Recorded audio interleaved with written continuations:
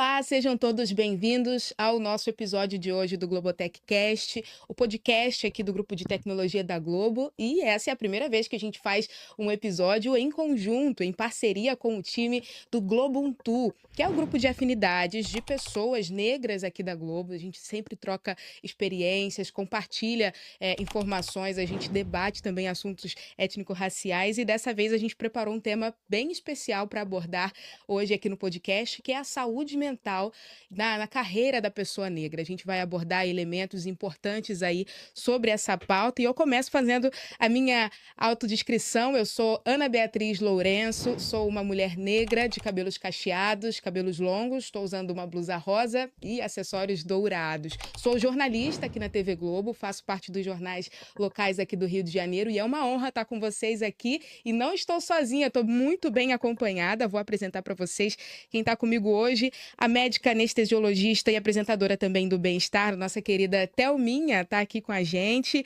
Muito obrigada, Thelminha, pela participação. Faça sua autodescrição também, deixa aí um alô para a galera.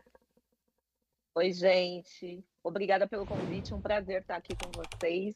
Bom, eu sou Thelma Cis, eu sou uma mulher preta, retinta, que tem os meus cabelos crespos, sempre com um pouquinho de volume, e tô hoje com um vestido aqui bem florido, tá bem calor, né? Bem, assim, esvoaçante, com os acessórios dourados e, acima de tudo, muito feliz de estar fazendo parte desse momento junto com vocês. Obrigada, Thelminha, pela participação, que está sempre abrilhantando as telas da TV Globo, né? Trazendo informações de qualidade para o público, desmentindo fake news, especialmente sobre a saúde. Além da Thelminha, nós temos também hoje a Natasha Geraldo, que é da área de recursos humanos aqui da Globo e também representa o time do Globuntu. Boa tarde, Nath, seja bem-vinda. Faça também sua autodescrição. Boa tarde, muito feliz de estar aqui. Sou Natasha Geraldo, sou psicóloga, sou gerente de RH, sou PRH aqui, atendendo a tecnologia. Sou uma mulher negra, de tom de pele parda, tô com meus cabelos trançados, aqui assim, um pouco abaixo do ombro. Também tô com os meus acessórios, mas não tá dando para ver meus brincos belíssimos. Tô com um pouquinho de maquiagem.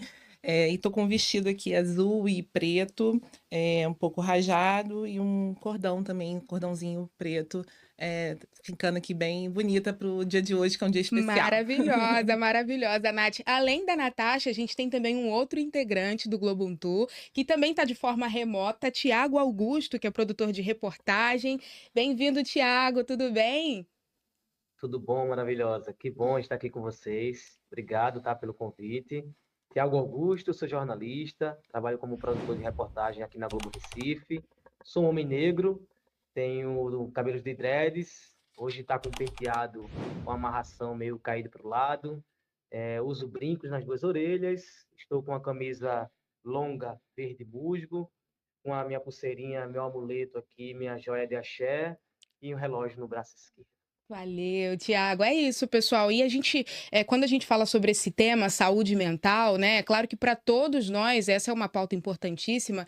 E quando a gente olha para o mercado de trabalho, para a pressão do dia a dia, profissionalmente falando, a gente tem aí outros elementos somando, né? Se somando a esse tema da saúde mental. Mas afinal, o que é saúde mental? O que é ter saúde mental? De acordo com a Organização Mundial da Saúde, que usa uma definição, né? De acordo com o Ministério da Saúde, que usa uma definição da OMS, a saúde mental é considerada um estado de bem-estar vivida pelo indivíduo, né, que proporciona o desenvolvimento de suas habilidades pessoais para responder os desafios da vida e contribuir com a comunidade. É uma frase um pouco teórica, né, esse conceito, mas quando a gente para pensar como contribuir com a sociedade, como contribuir com a comunidade, como se sentir nesse estado de bem-estar, né, e aí a gente tem muitas camadas para responder essas questões, como vencer os obstáculos do dia a dia, como se desenvolver aí pessoalmente, profissionalmente, considerando esse bem-estar. Detalhe, a gente acabou de sair também do mês de setembro, que a gente tem essa campanha importante do Setembro Amarelo, reforçando a importância da vida, do cuidado com a saúde saúde mental, a importância de se abraçar também. A gente deixa esse recado, você que está assistindo a gente, você não está sozinho. E muitas vezes esse sentimento de solidão, de se sentir sozinho, de se sentir deslocado, não se sentir parte do local onde a gente está, traz essa sensação para a gente de vazio e de isolamento, né? A solidão, em muitos momentos, ela nos alcança no mercado profissional ou nas áreas profissionais da nossa vida, nas áreas emocionais. Mas eu queria, Thelminha, que você começasse falando pra gente qual que é a diferença da solidão e da solitude, né? Porque a solidão, ela pode ser devastadora quando a gente olha para a nossa saúde, se a solidão ela vem trazendo uma sensação de solidão, de vazio, de isolamento, uma angústia, uma tristeza. Como é que a gente pode identificar essas duas situações? Porque a solitude, por outro lado, ela pode ter um benefício pra gente, num sentido de conexão consigo mesmo, num momento ali de reflexão e de respirar fundo, sabe? É isso que a solitude traz, mas a solidão, ela já tem uma outra vertente, né, Thelminha? Sim, a solitude, na verdade, quando é opcional, né, aquele momento que você quer ficar com você mesmo, é um momento que deve ser até respeitado, né, porque é uma grande ferramenta, uma oportunidade de autoconhecimento. Então tem pessoas, por exemplo, que optam em morar sozinhas para poder superar ali os seus desafios diários e até sentir um prazer na sensação, né, de recompensa por ter superado um desafio. Tem pessoas que optam por viajar sozinhas, que eu particularmente acho uma experiência muito boa da gente aprender a se colocar como prioridade.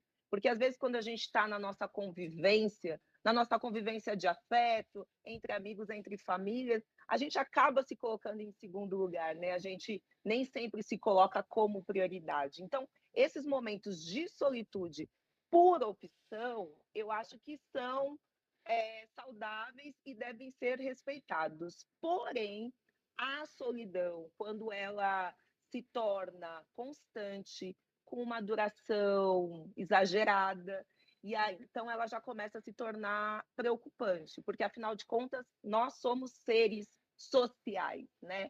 A gente tem essa necessidade de troca, de interconexão com o outro, de aprendizagem com o outro, né? Isso em todos os ambientes. Uma criança, quando está em fase de desenvolvimento, de aprendizagem, é mais do que indicado que ela conviva com outras crianças, né? Para que ela tenha referências, para que ela tenha um espelho.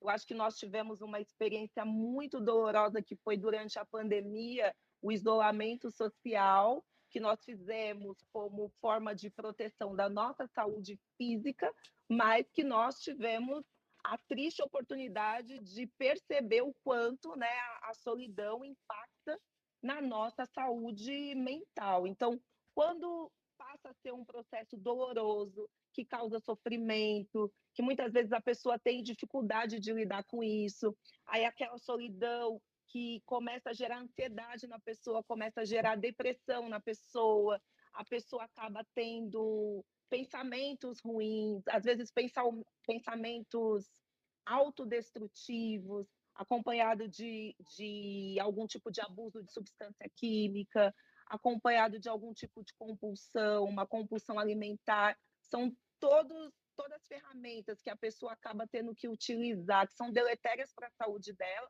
para que ela consiga conviver com essa solidão. Então, esse é o momento em que a pessoa tem que procurar ajuda de amigos, de família, ou até mesmo ajuda profissional. Ótimo, ótima observação, Thelminha. Esses são os sinais, né, de alerta ali, para que a gente já tenha aí um direcionamento profissional mais adequado. E considerando também o tema desse podcast, né, que é saúde mental e os impactos da saúde mental na evolução de carreira da pessoa negra. Quando a gente fala sobre carreira, sobre vida profissional, são muitos desafios, né, Nath? Você trabalha nessa área dos recursos humanos, trabalha diretamente com o público, com pessoas. Você já se sentiu nesse lugar de solidão ou já viu outras pessoas, outros colegas de trabalho também, nesse local, como a Thelminha explicou, negativo da solidão, algo nesse sentido? E o que você fez ou o que você faz quando você se sente assim? Eu acho que enquanto uma pessoa negra, a gente costuma ver a falta né, costuma ver, pode ficar contraditório, né? Mas a gente fala da falta da representatividade de pessoas negras nos espaços onde a gente está, nos espaços que a gente ocupa, né? E isso muitas vezes faz com que a gente também tenha uma falta de narrativas similares às nossas, né? Com quem a gente possa compartilhar, com Uma quem a gente possa identificação, né? uma identificação Uhum. de histórias, de narrativas, de coisas que sejam similares às nossas, né? Então eu acho que boa parte das pessoas negras já passaram por isso, eu também já passei por isso, e isso muitas vezes acaba não só sendo uma falta de representatividade, mas também um isolamento, porque você não se identifica com as pessoas que estão à sua volta, né? Então, por isso que eu acho que os grupos que a gente tem, né, grupos de afinidade, encontrar esses espaços, são espaços seguros para você ter troca, para você encontrar pessoas que sejam similares a você e onde você encontra um espaço para você identificar, né, pessoas que de fato vão te reconhecer, que vão entender um pouco da sua trajetória, entender um pouco do que você está passando também. Então, eu acho que sim, já passei por isso. Acho que as pessoas que estejam passando por isso procurem, né, esses espaços. A gente hoje já está numa empresa que a gente consegue olhar para o lado, fazer o famoso teste do pescoço, né, encontrar pessoas mais semelhantes, né, muito mais do que antes, né? A gente está numa jornada, num caminho aí para ter uma maior diversidade de pessoas também em relação à raça. E a gente tem percebido isso, mas com certeza a gente ainda tem muito espaço para estar evoluindo.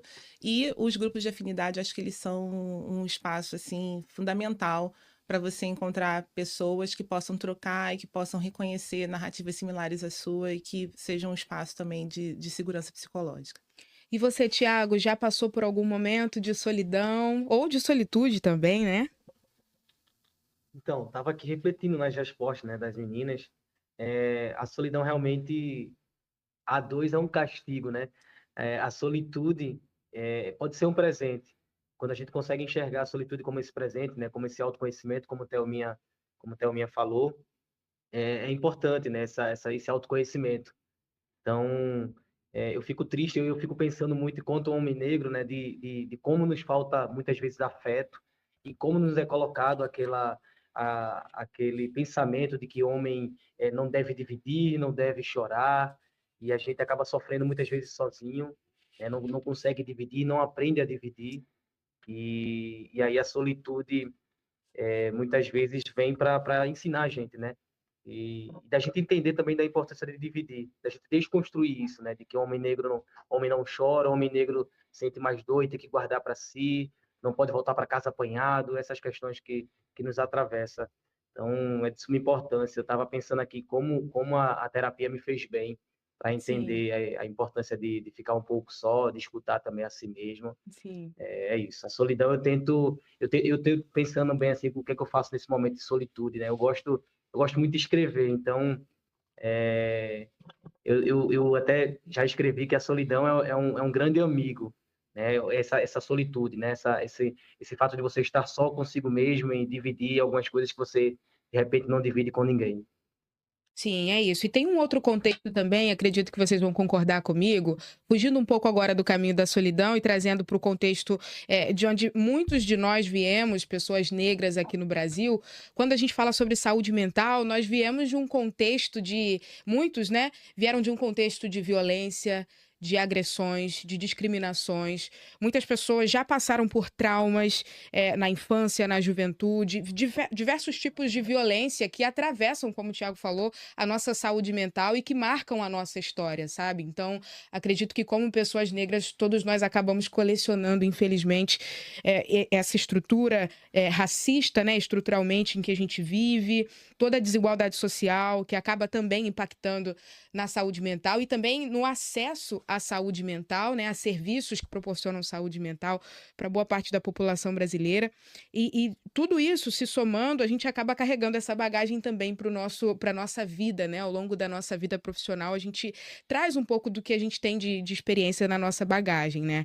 E trazendo isso também, uma outra pergunta agora para vocês sobre o mercado de trabalho. Quando a gente olha ao nosso redor e que a gente não identifica tantas pessoas negras ou pessoas de perfis, identidades muito diferentes, que a gente acaba se sentindo sozinho, se sentindo fora desse contexto, como a Nath falou. Como é que a gente faz, Thelminha, para preencher essa lacuna e se sentir confortável até que esse cenário mude, e também como as lideranças podem mudar esses cenários desses ambientes profissionais, onde a gente vê aí pessoas, às vezes a gente se sente sozinhos como pessoas negras nesses ambientes?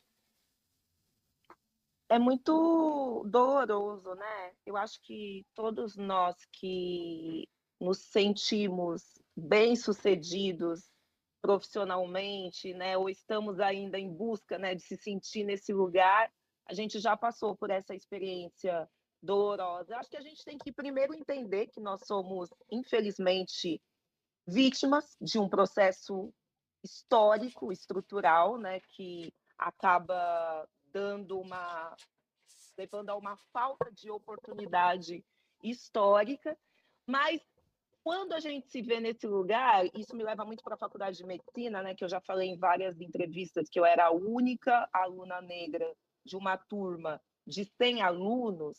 Eu acho que primeira coisa é a gente entender que só a nossa presença ali, só a presença do nosso corpo ali, já faz parte de uma mudança.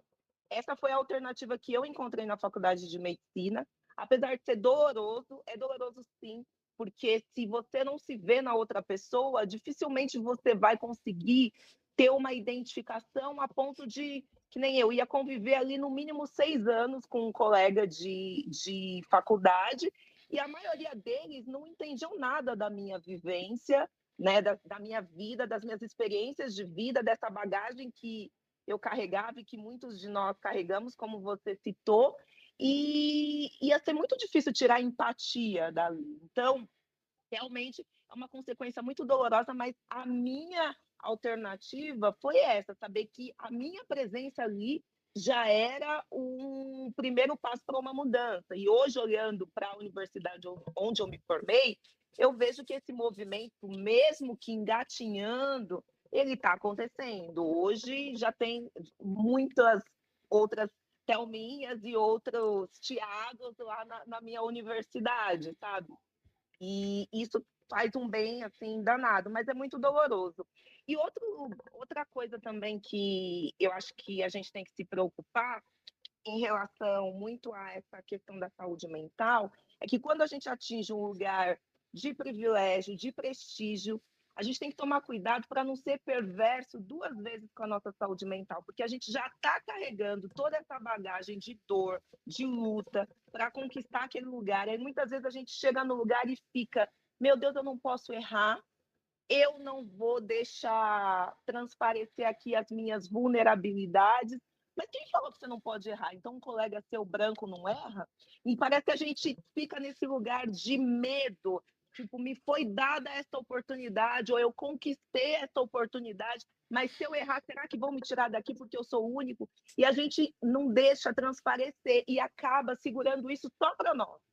Né? Então, eu acho que a gente tem sim que tomar muito cuidado para não ser perverso 2 vezes. Sim. Cuidar da nossa saúde mental, sempre que possível fazer terapia e não nos colocar nesse lugar de, meu Deus, eu tenho que ser perfeito, eu não posso cometer nenhum erro. A gente é sim, né? Somos sim pessoas vulneráveis e a gente tem que preservar a nossa saúde mental em relação a isso. Sim, antes de fazer uma pergunta para a Nath e pro Augusto, Tiago Augusto, eu queria fazer um comentário também que combina, que casa com o que a Thelminha acabou de mencionar. Eu acho que, nesse sentido também, uma das soluções, uma das estratégias que a gente pode usar para sair desse local de solidão, de isolamento e de angústia é reconhecer a nossa identidade e valorizar quem nós somos, sabe? Quando a gente reconhece, quando a gente tem clareza das nossas características, das nossas qualidades, quando nós nos tornamos saudáveis emocionalmente, a gente consegue enxergar quais são os nossos valores, a gente tem clareza do que a gente quer, a gente tem uma identidade bem definida.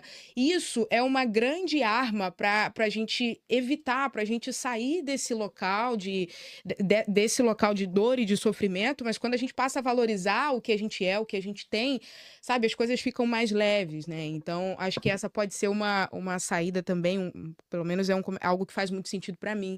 Identificar quem eu sou, quais são as minhas características, características, as minhas qualidades, o que eu sei fazer, quais são as minhas habilidades, e valorizar isso mais do que ninguém. Eu acho que isso, né, como mulher negra, por exemplo, passei a valorizar mais os meus traços, as minhas habilidades, e acredito que todos nós compartilhamos disso também. Quando a gente reforça a nossa identidade como pessoas negras, a gente consegue caminhar, né, dar passos em direção ao nosso propósito de uma forma mais coerente. Isso faz parte de um amadurecimento pessoal, profissional também. Nath e Augusto, né, Tiago Augusto, vocês já perceberam, já observaram também a identidade de vocês sendo fortalecida como pessoas negras? Como é isso para vocês, dessa questão de saber quem vocês são nesse ambiente profissional e trazer pautas também, né, defender o pensamento, os valores de vocês nesse sentido, em ambientes profissionais? Vocês já passaram por isso? Já tem sua identidade fortificada, Nath? Eu acho que tem super a ver com o que você falou, e acho que com o começo que a Thelminha falou também, que tem a ver com essa questão da solidão também, que quando você está com os seus pensamentos, né, você desenvolve o seu autoconhecimento e você consegue reconhecer aquilo que são suas fortalezas, aquilo que você precisa desenvolver, você tem esse seu melhor autoconhecimento, né? Você sabe aquilo que é seu e aquilo que é do outro. Eu acho que ter essa clareza, isso aqui são conteúdos meus, isso aqui é o que eu, no que eu sou boa, esse conhecimento, ele te ajuda muito.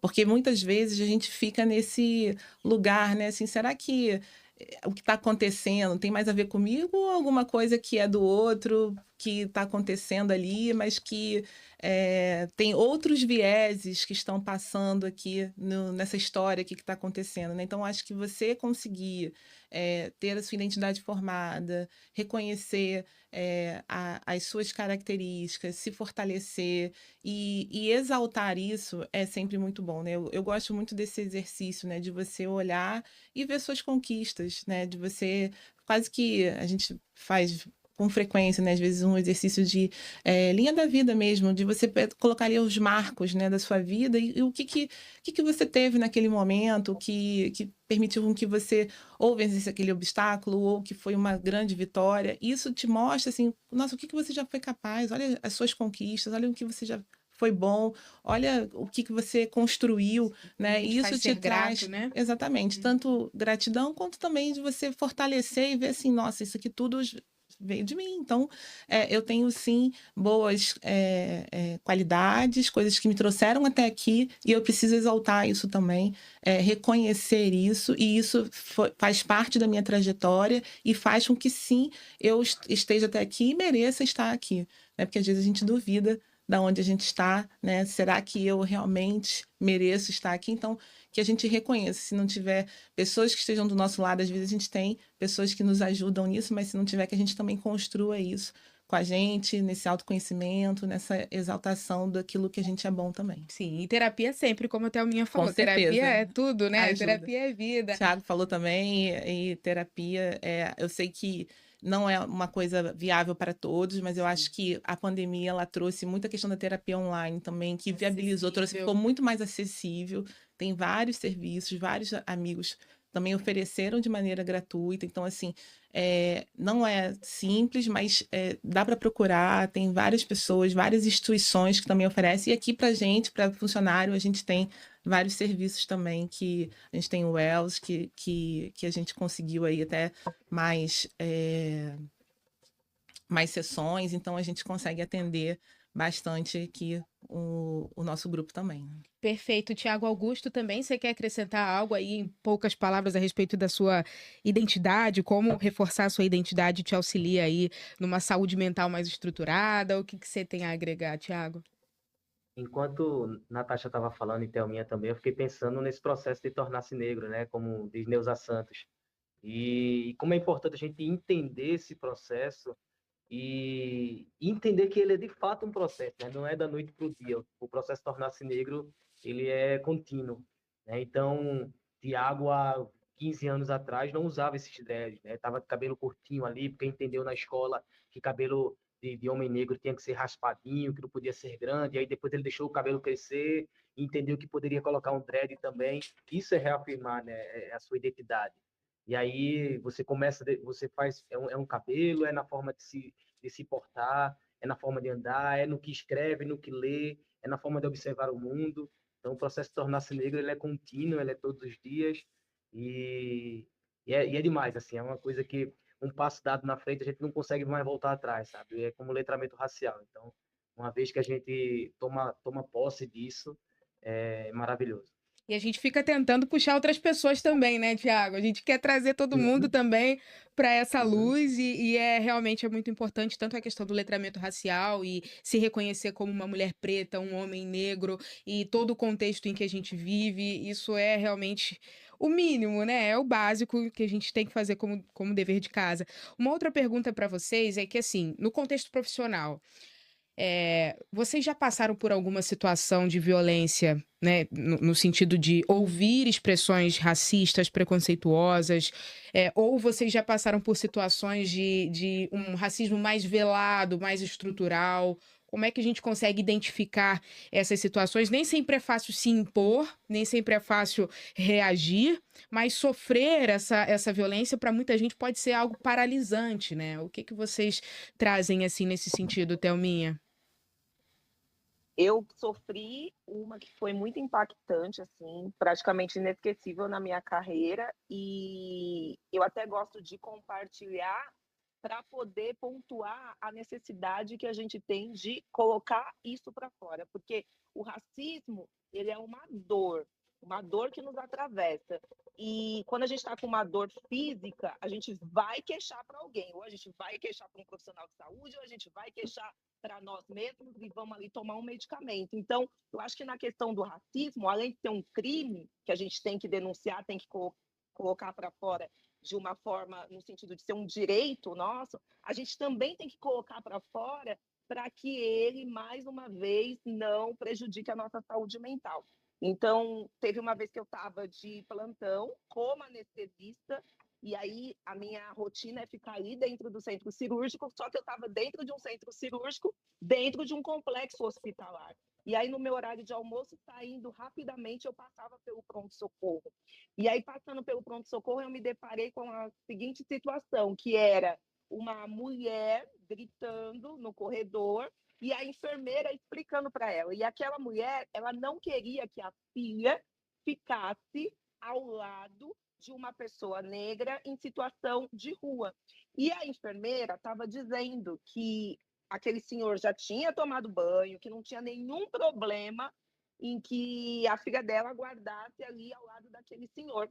E naquele momento, rapidamente, eu pensei, nossa, o que ela está fazendo é uma situação de racismo, isso é um crime, o que eu vou fazer? Eu vou ligar para a polícia? Eu vou denunciar? Só que aí, ao mesmo tempo, como você falou, nem sempre no nosso ambiente de trabalho a gente tem a oportunidade de fazer isso, porque aí, ao mesmo tempo, já caiu em mim a responsabilidade. Eu falei, eu estou no meu horário de almoço, eu chamo a polícia, o policial vai me pedir para acompanhá-la até a delegacia, fazer um boletim de ocorrência. Eu não posso abandonar meu plantão, eu estou aqui sozinha. Era um centro cirúrgico que poderia chegar urgência e emergência a qualquer momento.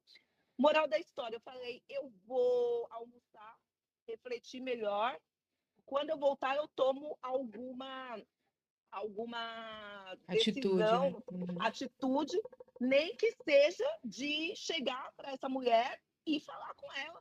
Porque o que ela causou aqui foi um constrangimento, não só no paciente, mas com várias pessoas. E aí eu fui almoçar. E aí voltei decidida a falar com a mulher. Só que ela não estava mais lá.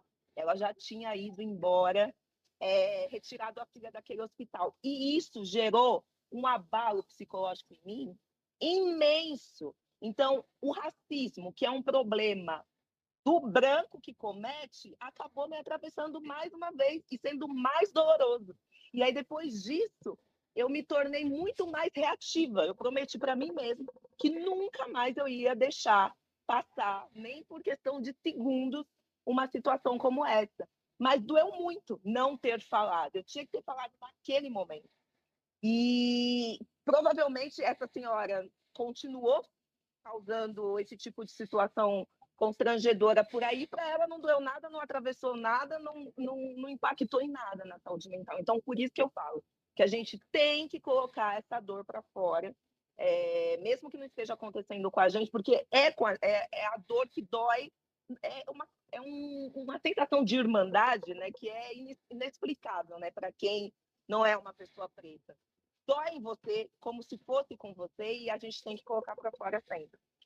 É isso, Thelminha, nunca se calar, né, diante de situações como essas. Tiago e Nath, vocês querem acrescentar alguma coisa? Eu sei que às vezes dentro de uma empresa vai ser mais difícil, né? Às vezes a pessoa ela vai sempre estar Sim, pensando, dependendo da posição que a pessoa está, né? Como é que vai ser, né? Então, o que eu recomendo, assim, a maioria das empresas elas têm canais de compliance, né? Então, sim, utilizar esses canais. é, a liderança também sempre é uma pessoa que você pode estar recorrendo, ou o próprio RH, né? Os grupos de afinidade também, de repente você tem alguém ali que você consegue te ajudar, consegue ser uma pessoa ali de um ponto seguro para você trocar uma ideia, perguntar.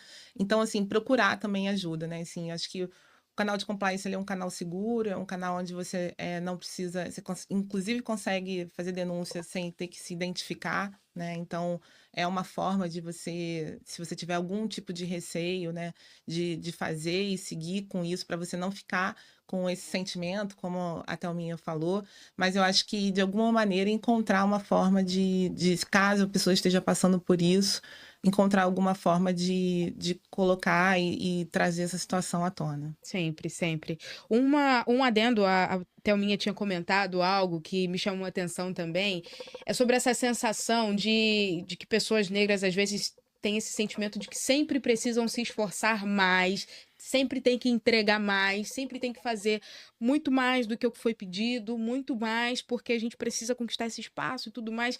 Tiago Augusto, você já se sentiu nessa posição? Já se sentiu já viveu isso de sentir que precisa fazer, que precisa entregar, que precisa, sabe, se superar cada dia mais para ocupar certos espaços, Tiago? Sim, já me cobrei muito, né? E entendi que não é necessário, né? É muito perverso a gente escutar, às vezes até de forma, é, na intencionalidade de ser positiva, né? Da mãe dizer, você precisa se esforçar, mas ouvir isso é muito perverso, né? Ouvir isso é muito difícil, é muito duro, né? Você às vezes em casa, ouvir, né, de uma pessoa que ama você, que você precisa ser melhor, sabe? Porque o mundo é dessa forma. Isso é muito duro, né? Eu tô com a esposa grávida e eu fico pensando muito assim, nossa, o que é que eu vou falar para o meu filho, né? Como eu vou educar essa criança? Né? A gente fica pensando muito nisso. Mas óbvio que com terapia a gente ajuda, a gente consegue entender a importância de você se humanizar, né? Enquanto a Thelminha estava falando de presenciar o racismo, né? Eu fiquei pensando aqui como é louco e como parece ser um assalto à mão armada, né? Você não sabe como reagir e a grande diferença ali é que o que nos é subtraído é a humanidade, né? A nossa dignidade. Né? O racismo ele tira esse direito da gente de ser humano. E aí eu fiquei pensando que essa violência velada, travestida de piada, de sutileza, é ainda mais perigosa, né? É muito de sutileza não tem nada. Então, às vezes até essa fala, né, de que você precisa ser 2 vezes melhor, isso acaba sendo um racismo sutil, né? Não se esforce, você precisa se esforçar, você precisa ser melhor, você sabe, isso realmente nos tira o direito de ser humano, né? O direito de errar, de tropeçar, é bem perigoso. E a gente precisa se entender que é normal, né? Que se humanizar de fato, né? Sim. O grande lance de tudo é se humanizar, E ter se compaixão, entender né, como Tiago, consigo erra mesmo. e Respeitar seu é isso. tempo, respeitar seu espaço. É isso. Antes da gente concluir, a gente já está nos minutinhos finais, só que a gente pode fazer uma rodada para a gente terminar. Quando a gente observa sinais de que a saúde mental não tá legal, o que que a gente pode fazer?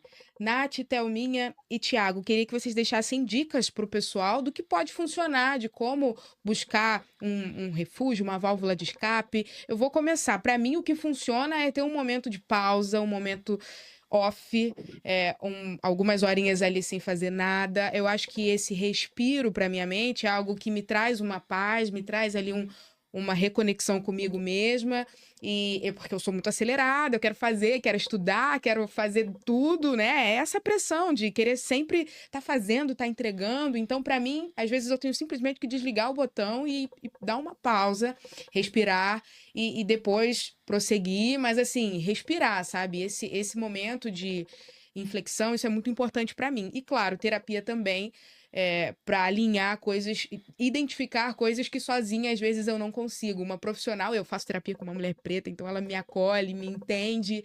É muito bom trocar experiências, a gente fala sobre questões raciais e eu sou muito compreendida e isso traz também paz para o meu coração. Então, são dois aliados aí para mim, uma pausa e, claro, a terapia. Para você, Nath, o que funciona? Eu acho que a pausa, ela realmente ela ajuda bastante.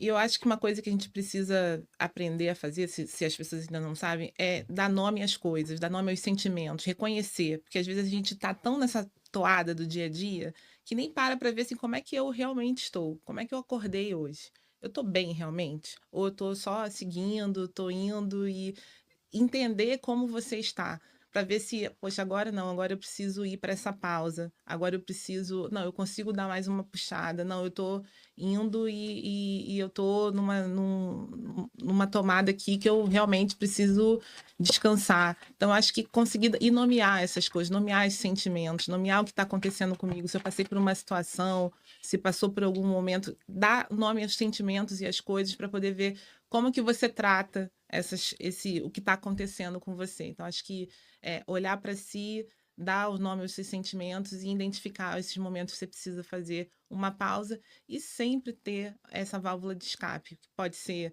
sei lá, eu gosto muito de viajar, sair para dançar, tá com os amigos, eu acho que tá com os meus amigos é uma coisa ótimo. que sempre dá boas risadas. Então, assim, qual que é a sua válvula de escape para sair dessa rotina que às vezes deixa a gente assim na tampa? É isso. E você, Thelminha?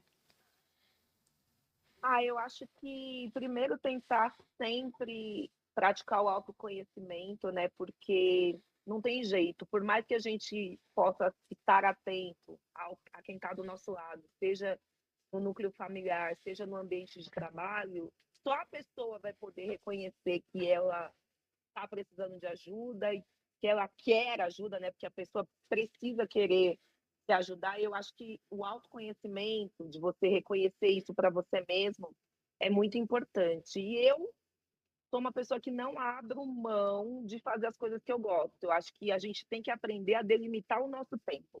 Se a gente tem que ter tempo para dar conta de todas as nossas demandas profissionais, de todas as nossas demandas familiares, de todos os nossos problemas, a gente tem que ter tempo para poder fazer o que a gente gosta.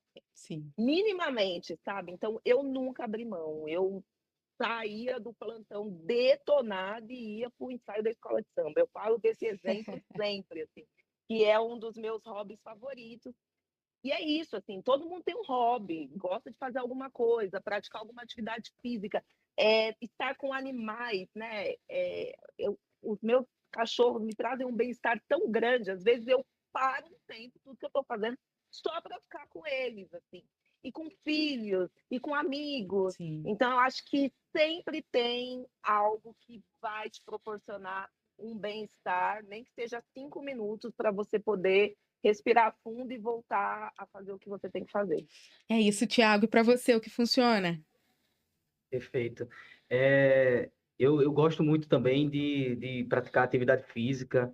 Eu costumo até dizer que Boa. é o que me empolga para fazer as coisas do dia a dia de casa, né? As coisas mais chatinhas ali de casa. Então, eu jogo futebol e volto, vou lavar um prato. Ótimo. Então, tudo muda, né? A rotina muda. Então, acho que é isso, é a gente dar esse descanso para a mente, né? Parar de consumir coisas negativas, né? De começar vai ler, vai ver o filme mais leve. A gente já vê tanta coisa dura, difícil. Eu acho que o caminho é esse, assim, é esvaziar a mente, é ouvir uma música bacana, é estar com os amigos, né? Estar nessa rede de apoio, de familiar também. Acho que esse é o caminho. Muito obrigada, Thiago Augusto, Thelminha, Nath, obrigada pela participação de vocês. Agradeço também o convite do Globuntu, muito obrigada. Tenho certeza que esse episódio do podcast trouxe aí muita luz, muita orientação para quem está nos assistindo ou nos ouvindo aí pelas plataformas. As últimas dicas que eu deixo para vocês são o site setembroamarelo.org.br, que oferece informações que podem salvar vidas, e o Centro de Valorização da Vida, o CVV, que oferece também apoio emocional pelo telefone 188, pelo chat, por e-mail e também pessoalmente. Agora, se você que está nos assistindo, você é colaborador da Globo, tem uma chave, a Nath até mencionou aqui há pouco, pouco, a gente tem uma parceria super especial com a equipe da plataforma UELS, que oferece suporte com psicólogos, com profissionais da área. É um programa gratuito de cuidado emocional. Nós passamos por avaliações ali dessa plataforma com os profissionais ali das terapias online, e tudo isso traz muito suporte para a gente de forma individual ou de forma em grupo, né? Então é muito interessante. Eu uso essa plataforma, é super bacana. Fica essa dica, é só se cadastrar na nossa intranet. Fica a dica aí para vocês. Abraço, gente, até a próxima. Valeu, tchau, tchau.